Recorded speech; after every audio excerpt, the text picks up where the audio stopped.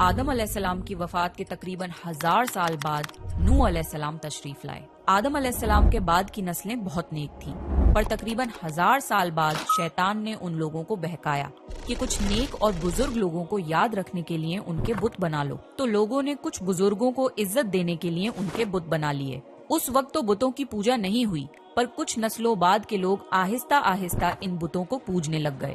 کفر اور شرک عام ہو گیا اور ایک اللہ کی عبادت بند ہو گئی۔ تب اللہ نے دنیا میں نوح علیہ السلام کو السلام علیکم دوستو، سواگت ہے آپ کا ایک بار پھر سے یوٹیوب چینل اسکیل ہندوستانی پر۔ آج کی جو ویڈیو ہے اسٹوری آف پروفٹ نوح۔ دوستو ویڈیو کا ٹائٹل دیکھ کے لگتا ہے کہ اس میں حضرت نوح علیہ السلام کی زندگی کے بارے میں اور ان کی قوم پر جو عذاب آیا اس کے ریلیٹڈ بات کی گئی ہے۔ دوستو یہ ویڈیو رمسا سلطان جی کے چینل کی ہے۔ اس چینل کا لنک آپ کو ڈسکرپشن اینڈ فیس بک پر دیکھ رہے ہیں تو کمنٹ باکس میں مل جائے گا۔ تو ویڈیو اچھا لگے تو ایک لائک ضرور کر دینا اینڈ چینل کو بھی سبسکرائب کر لینا۔ تو چلیے ویڈیو شروع کرتے ہیں، باقی بات ویڈیو کے بعد میں کریں گے۔ آدم علیہ السلام کی وفات کے تقریباً 1000 سال بعد نوح علیہ السلام تشریف لائے۔ آدم علیہ السلام کے بعد کی نسلیں بہت نیک تھیں، پر تقریباً 1000 سال بعد شیطان نے ان لوگوں کو بہکایا کہ کچھ نیک اور بزرگ لوگوں کو یاد رکھنے کے لیے ان کے بت بنا لو، تو لوگوں نے کچھ بزرگوں کو عزت دینے کے لیے ان کے بت بنا لیے۔ اس وقت تو بتوں کی پوجا نہیں ہوئی، پر کچھ نسلوں بعد کے لوگ آہستہ آہستہ ان بتوں کو پوجنے لگ گئے۔ کفر اور شرک عام ہو گیا اور ایک اللہ کی عبادت بند ہو گئی۔ تب اللہ نے دنیا میں نوح علیہ السلام کو بھیجا۔ اس وقت انسانوں کی عمریں زیادہ ہوتی تھیں اور نوح علیہ السلام کی عمر تقریباً 950 سال تھی۔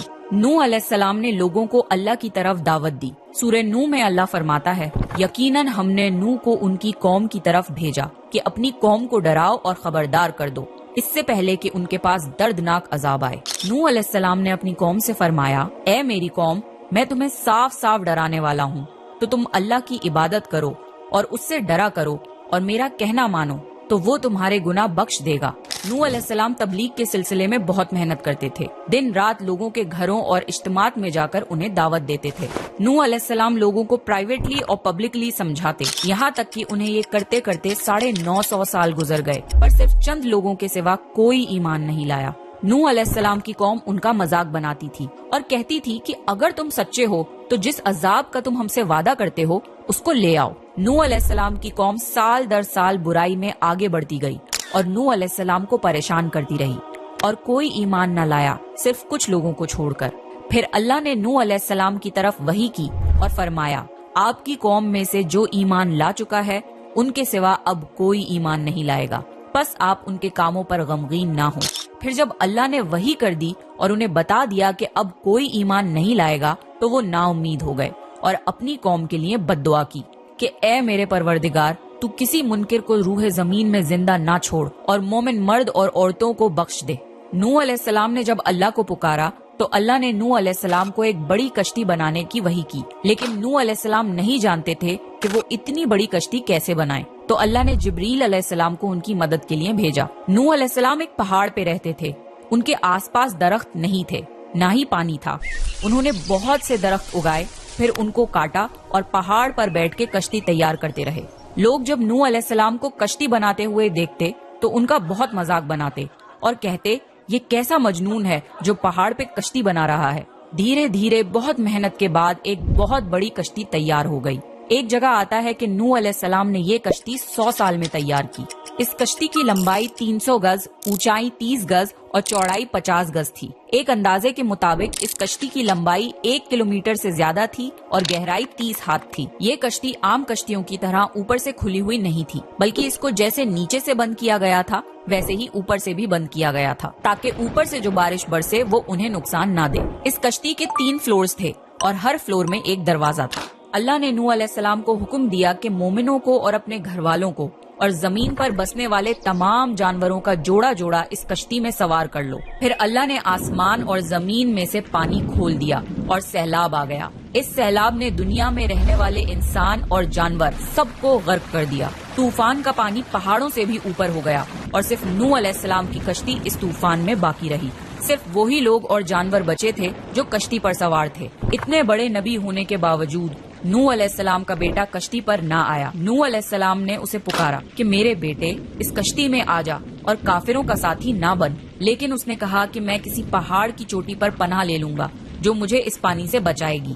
نوح علیہ السلام نے فرمایا کہ آج اللہ کے حکم سے کچھ بچنے والا نہیں مگر وہ ہی جس پہ اللہ رحم کرے۔ باپ اور بیٹے کے درمیان یہ گفتگو جاری تھی کہ ایک طوفانی موج نے ان کے بیٹے کو غرق کر دیا۔ جب نوح علیہ السلام کے سامنے ان کا بیٹا غرق ہو گیا تو ان کی آنکھوں میں آنسو آ گئے اور وہ پکار اٹھے، اور تو نے مجھ سے وعدہ کیا تھا کہ میرے گھر والوں کو نجات عطا فرمائے گا، اور تو تمام حاکموں میں سے بہتر حاکم ہے، لہٰذا یہ ناممکن ہے کہ تیرا وعدہ پورا نہ ہو۔ اللہ نے فرمایا، اے نوح، وہ تیرے اہل سے نہیں تھا کیونکہ وہ کافر تھا۔ کفر نسب کو ختم کر دیتا ہے۔ اللہ نے نوح علیہ السلام سے فرمایا کہ آپ ہرگز وہ چیز نہ مانگیں جس کا آپ کو علم نہیں۔ نوح علیہ السلام یہ بات سمجھ گئے اور فوراً اللہ سے توبہ کی۔ فرمایا، اے میرے پروردگار، میں تیری ہی پناہ چاہتا ہوں اس بات سے کہ تجھ سے وہ مانگوں جس کا مجھے علم نہیں۔ اگر تو مجھے نہ بخشے گا اور مجھ پر رحم نہ کرے گا تو میں خرابی والوں میں ہو جاؤں گا۔ کشتی نوح علیہ السلام اور ان کے ساتھیوں اور سارے جانوروں کی نسل کو لیے پانی کی تیز لہروں پر بلندی سے چل رہی تھی، مگر زمین پر موجود ہر چیز، انسان، جانور، پرندے غرق ہو چکے تھے۔ ان میں سے کوئی باقی نہیں بچا تھا، اگر کوئی بچا تھا تو وہ تھے کشتی والے۔ نوح علیہ السلام اور ان کے ساتھی 6 مہینے تک اس کشتی میں رہے۔ آخر اللہ کے حکم سے طوفان رک گیا۔ اللہ نے زمین کو حکم دیا کہ وہ پانی نگل جائے۔ زمین نے سارا پانی نگل لیا اور زمین خشک ہو گئی اور کشتی پہاڑ پر جا کر ٹھہر گئی۔ اب انہیں حکم ہوا کہ سلامتی کے ساتھ کشتی سے اتر آئیے، آپ سب پر برکت نازل ہوگی اور ان نسلوں پر بھی جو آپ سے پیدا ہوں گی۔ پھر صرف نوح علیہ السلام سے آگے کی نسل شروع ہوئی اور زمین میں ان کی اولاد کے علاوہ کسی اور کی نسل باقی نہ رہی۔ سارے جانوروں کی نسلیں بھی یہیں سے پھر سے پیدا ہوئیں۔ نوح علیہ السلام کے 3 بیٹے تھے، سام، حام اور یافز، جن سے دنیا کی نسل آگے بڑھی۔ سام کی اولاد گندمی رنگ کی تھی۔ عرب ممالک سیریا، فلسطین اور اسرائیل کے لوگ سام کی اولاد ہیں۔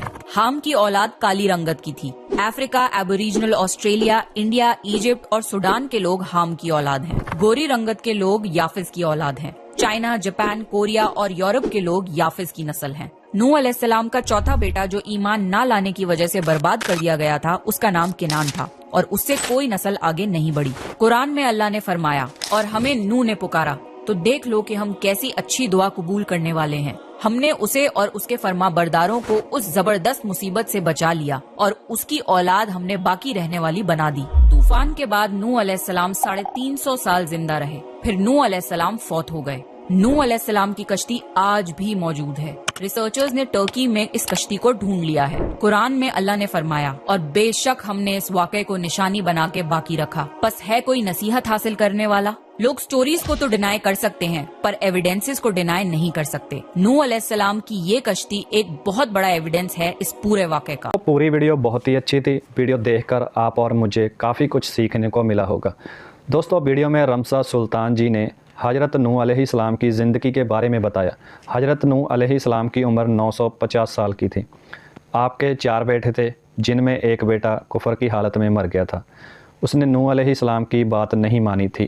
جب حضرت نوح علیہ السلام نے اپنی قوم کے لوگوں کو اللہ کی طرف آنے کے لیے کہا تو انہوں نے صاف صاف منع کر دیا۔ پھر حضرت نوح علیہ السلام نے لوگوں کو کہا کہ تم پر جلد ہی اللہ کا عذاب آئے گا۔ لوگوں نے کہا ہم کسی عذاب سے نہیں ڈرتے۔